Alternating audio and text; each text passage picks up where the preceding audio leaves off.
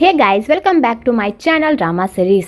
Part 10 तक की कहानी आपको पिछले वीडियो में बता चुकी हूँ, जिसका लिंक आपको मेरे वीडियो सेक्शन में मिल जाएगा। पिछले एपिसोड में हमने देखा था कि नागरानी अनावंदी शारुत को दुख पहुंचाने के लिए यामिनी को खूब टॉर्चर कर रही होती है। तो शारुत ये सब नहीं देख पाता और अपने आप को छुड़ाने की कोशिश करता है कि तभी शारुत को नाग माता का दिया हुआ लॉकेट चमकने लगता है और शारुत नागरानी के जाल से खुद को छुड़ा लेता है और यामिनी को बचा लेता है। आगे शारुत उसी लॉकेट से नागरानी अनावंदी पर हमला करता है। तो नागरानी अनावंदी जैसे ही उस लॉकेट को देखती है तो वो पूरी तरह डर जाती है और उस शक्ति को नहीं सहन कर पाती, लेकिन वो उठकर खड़ी हो जाती है और फिर से उन लोगों से लड़ने की कोशिश करती है।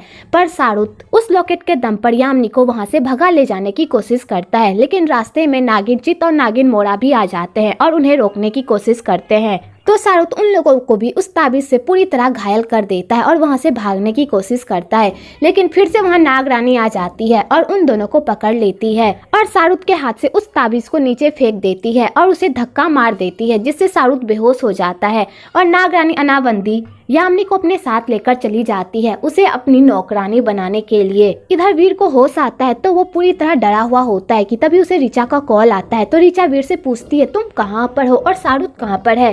तो वीर ऋचा को पूरी बात बताता है और कहता है, आज सच में मैंने एक इच्छाधारी नाग को देखा। उसने मुझ पर हमला भी किया और मुझे जान से मारने की कोशिश भी की, लेकिन मैं बच गया। तो ऋचा कहती है, तुम कहाँ और शारुत कहाँ पर है? तो वीर कहता है, शारुत नागरानी के पास है। तो ऋचा कहती है, तुम लोग वहीं पर रुको, मुझे नागरानी से छुटकारा पाने का उपाय मिल गया है, मैं वहाँ पर आती हूँ, तुम वहीं पर मेरा इंतजार करो। दूसरी तरफ नागरानी अनावंदी यामिनी को पूरी तरह से नागिन बनाने की रस्में स्टार्ट कर देती है। तो शारुत नागरानी को रोकने की बहुत कोशिश करता है, पर नागरानी उसकी एक भी नहीं सुनती, उल्टा उसका मुंह बंद कर देती है और कहती है, मैं तुम्हें हर्ट नहीं करना चाहती, लेकिन अपना मुंह बंद करो। और नागरानी यामिनी को खूब टॉर्चर करती है और उस पर ऐसे ऐसे मंत्र फूंक कर मारती है, जिससे यामिनी पूरी तरह दर्द से चिल्लाने लगती है और बेचारी की कोई हेल्प भी नहीं कर पाता। इधर नाग माता ये सब देख रही होती है और उसे बहुत ही बुरा लग रहा होता है कि उसकी बेटी इतने पाप कर रही है। दूसरी तरफ ऋचा अपने पापा के साथ आती है। तो वीर कहता है, तुम इन्हें यहाँ पर क्यों लेकर आई हो? तो ऋचा कहती है, यही तो लेकर आए हैं वो उपाय जिससे हम नागरानी को हरा पाएंगे। कि तभी वहाँ पर अघोरी की एंट्री होती है और अघोरी कहता है, मेरा उस नागरानी से बरसों का टाका है, इस बार मैं उस नागरानी को नहीं छोड़ूंगा। पिछली बार उसने मेरे साथ बहुत बुरा किया था और अब मेरी बारी है। दूसरी तरफ नागरानी यामिनी को कहती है, जैसे ये पूरा लाल चांद पूरी तरह लाल हो जाएगा तब तुम पूरी तरह नागिन बन जाओगी। तो शारुत यामिनी को इस तरह दर्द में तड़पता हुआ देखकर पूरी तरह परेशान हो जाता है। कि तभी शारुत को उसके पापा की आवाज सुनाई देती है, क्योंकि उसके पापा शारुत को बड़े प्यार से याद कर रहे होते हैं। तो शारुत के पापा शारुत को कहते हैं कि तुम नागरानी का मंत्र जपो, उसके बाद ही तुम यामिनी को बचा पाओगे। अगर यामिनी पर नागरानी ने वो जादू टोना कर दिया तो उसके बाद हम यामिनी को कभी भी बचा नहीं पाएंगे। तो शारुत अपने पापा के दिए हुए मंत्र को पढ़ता है, जिससे वो नागरानी के जाल से पूरी तरह आजाद हो जाता है और वो यामिनी पर वो जादू होने नहीं देता। आगे नागरानी मारकर वहाँ से हटा देती है और कहती है, मैं तुम्हें चोट नहीं पहुँचाना चाहती, इसलिए मेरे रास्ते से हट जाओ। पर शारुत नहीं हटता। कि तभी नाग माता फिर से एक चमत्कार करती है और शारुत के हाथ में उसी लॉकेट को फिर से डाल देती है। तो शारुत उसी लॉकेट से यामिनी को नागरानी से बचा लेता है और नागरानी को घायल कर देता है। इधर वो अघोरी नागरानी को बुला रहा होता है कि तभी वहाँ पर नागचित और नागिन मोरा आ जाते हैं उन लोगों का रास्ता रोके हुए और वो लोग अघोरी से लड़ने लगते हैं। तो अघोरी कहता है, इस बार तुम लोग मुझे नहीं हरा पाओगे, इस बार मैंने ऐसी ऐसी विद्याएं सीखी है जिससे तुम लोग कभी भी भेद नहीं पाओगे। और अघोरी उन लोगों के सामने अपने ढेर सारे नाग को खड़ा कर देता है। तो वो लोग उन सारे नागों से लड़ने लगते हैं, पर वो लोग उससे नहीं लड़ पाते क्योंकि वो लोग बहुत ही ज्यादा शक्तिशाली होते हैं और ये लोग उस लोगों के सामने कमजोर पड़ रहे होते हैं। आगे वो सारे नाग उन दोनों को पूरी तरह घायल कर देते हैं। दूसरी तरफ नागरानी ये सब देख लेती है कि उसके साथियों के साथ क्या हो रहा है। तो नागरानी वहाँ से गायब हो जाती है और अपने साथियों को बचाने के लिए अघोरी के पास आ जाती है। तो अघोरी नागरानी के सामने भी अपने दूतों को भेजता है, पर नागरानी उन्हें जलाकर भस्म कर देती है और अघोरी के किसी भी प्लान को सक्सेसफुल होने नहीं देती। तो अघोरी ये सब देखकर डर जाता है, पर वो हार नहीं मानता और कहता है, तुम अभी घायल हो और तुम मेरा कुछ भी नहीं बिगाड़ सकती, मैं तुम पर अपने मंत्रों का ऐसा वार करूंगा जिससे तुम नहीं बच पाओगी। तो नागरानी कहती है, तुम्हें पता है ना घोड़ी, घायल नागिन सबसे ज्यादा खतरनाक होती है, मुझसे पंगा मत ले वरना तेरा आज क्या होगा तू सोच भी नहीं सकता। इधर वीर ऋचा को कहता है, तुम लोग यहाँ पर रहो, मैं सारुत को देख कर आता हूँ, और वीर अंदर चला जाता है। इधर सारुत यामिनी को अपने साथ लेकर जाता है और कहता है, तुम ठीक हो ना? तो यामिनी कहती है, मैं ठीक नहीं हूँ, मेरा शरीर पूरी तरह जल रहा है और मैं ज्यादा देर खुद को नहीं संभाल सकती, तुम यहाँ से चले जाओ, पता नहीं मैं कब नागिन रूप में बदल जाऊँ,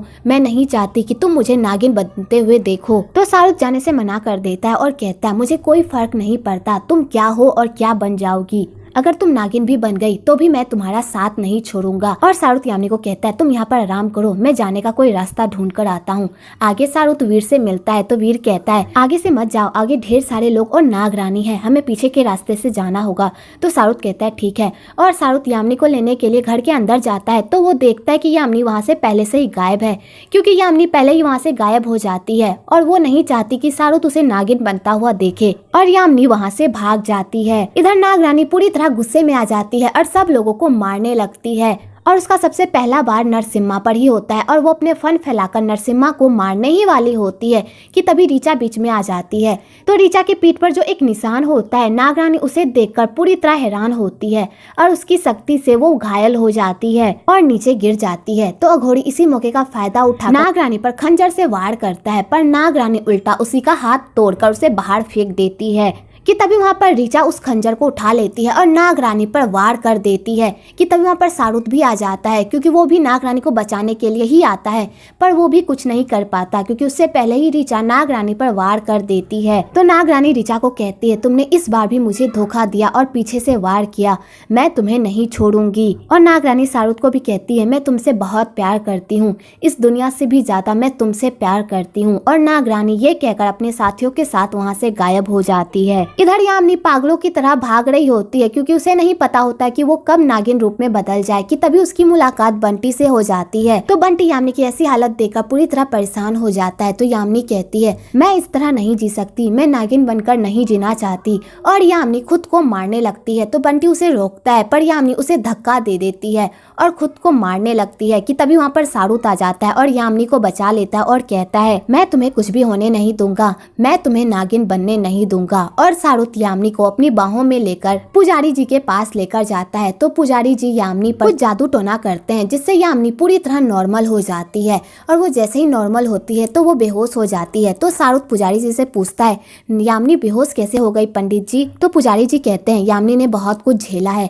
और इसका शरीर बहुत ही कमजोर हो गया है, इसे तुम लोग हॉस्पिटल लेकर जाओ, इसे आराम की जरूरत है। तो सारुत यामिनी को अपनी बाहों में उठाकर हॉस्पिटल लेकर जाता है और उसका ट्रीटमेंट करवाता है और कहता है, यामिनी मैं तुम्हें कुछ भी होने नहीं दूंगा, तुम्हें ठीक होना ही होगा। दूसरी तरफ नागरानी की हालत बहुत ही खराब होती है, क्योंकि उसके पास इतनी शक्ति नहीं बची होती कि वो अपने घाव को हील कर पाए। तो नागिन मोरा कहती है, नागरानी आप ऋचा को क्यों नहीं मार पाई? तो नागरानी सबको बताती है कि ऋचा के कंधे पर एक टैटू है जो उसने 500 साल पहले ही बनवाया था अपने आप को नागों से प्रोटेक्ट करवाने के लिए, और वो निशान अभी भी उसके शरीर में है, और जब तक वो निशान उसके शरीर में रहेगा तब तक हम उसका कुछ भी नहीं बिगाड़ पाएंगे।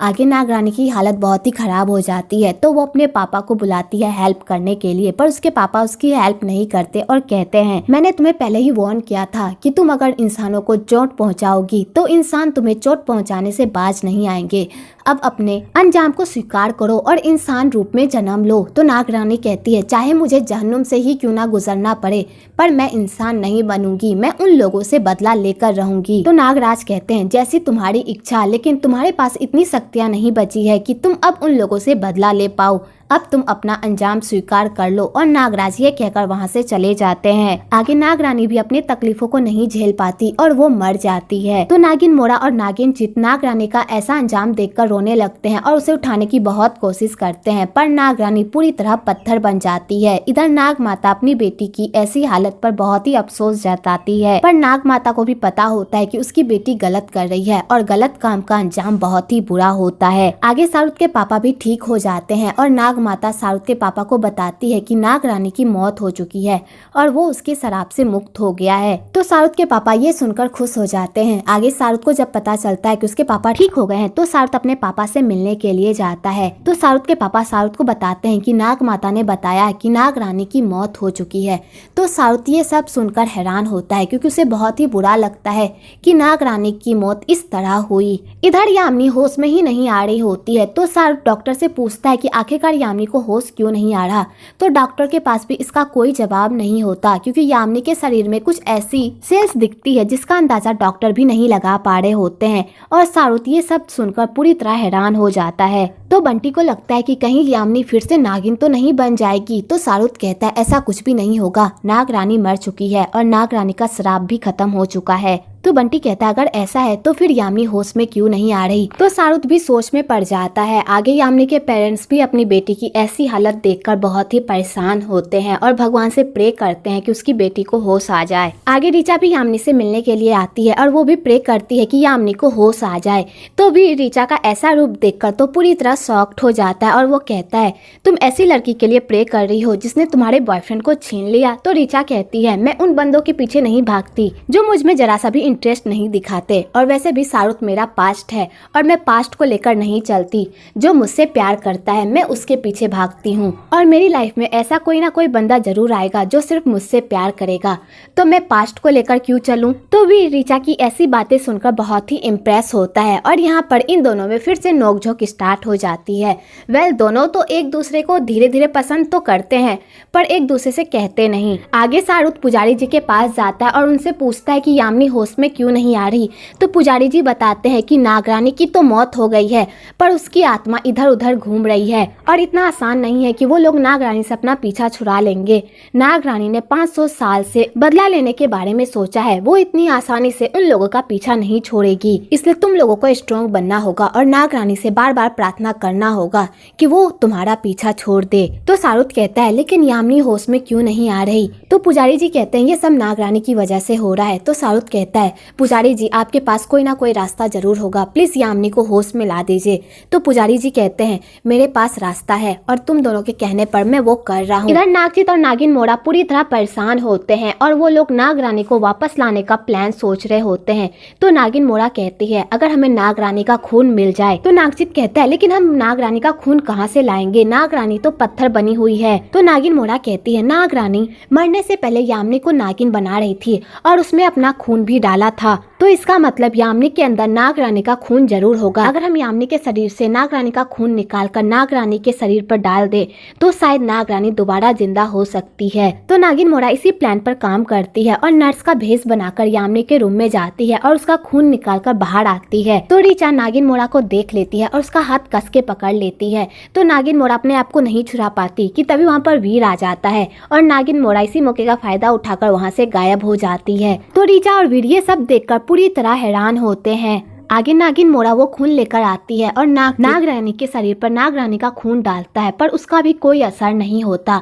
तो वो लोग परेशान हो जाते हैं। तो नागजीत कहता है वो पुजारी यामिनी को होश में लाने के बहुत सारे पूजे पाठ कर रहा है और उसी पुजारी की वजह से हमारी नाग रानी ठीक नहीं हो रही, मैं उस पुजारी को नहीं छोड़ूंगा। आगे पुजारी जी वो रस्म कर रहे होते हैं कि तभी वहाँ पर नागजीत आ जाता है उन लोगों की पूजा में भंग डालने के लिए। तो शाहरुख और बंटी मिलकर नागजीत को रोकने की बहुत कोशिश करते हैं पर वो नहीं रोक और नागजीत पुजारी को घेर लेता है। तो नागजीत पुजारी को मारने ही वाला होता है। तो पुजारी कहता है मुझे पता है मैंने तुम लोगों के साथ बहुत बुरा किया है, इसलिए मैं तुम्हें तुम्हारे पापों के लिए माफ करता हूँ। तो नागजीत पुजारी को नहीं मार पाता क्योंकि उसके अंदर इतनी शक्ति ही नहीं होती कि वो पुजारी को मार पाए और बेचारा घायल होकर वापस आ जाता है और नागिन मोड़ा को पूरी बात बताता है। तो नागिन मोड़ा कहती है अब हम क्या करेंगे, जब तक नाग रानी वापस नहीं आती हम कुछ भी नहीं कर सकते क्योंकि हमारे पास इतनी शक्तियाँ नहीं है कि हम किसी से लड़ पाएं। इधर यामिनी को होश आ जाता है तो उसके पेरेंट्स यामिनी को होश में आता देख बहुत खुश होते हैं। आगे शाहरुख को जब इस बारे में पता चलता है तो शाहरुख यामिनी को ठीक होता देख बहुत खुश होता है और फाइनली सब कुछ ठीक हो जाता है। पर ये तो ड्रामा है, अभी तो ट्विस्ट और टर्न बाकी ही है। आगे नाग रानी क्या क्या गुल खिलाएगी यामिनी और शाहरुख की लाइफ में वो तो आपको आने वाले एपिसोड में ही पता चलेगा।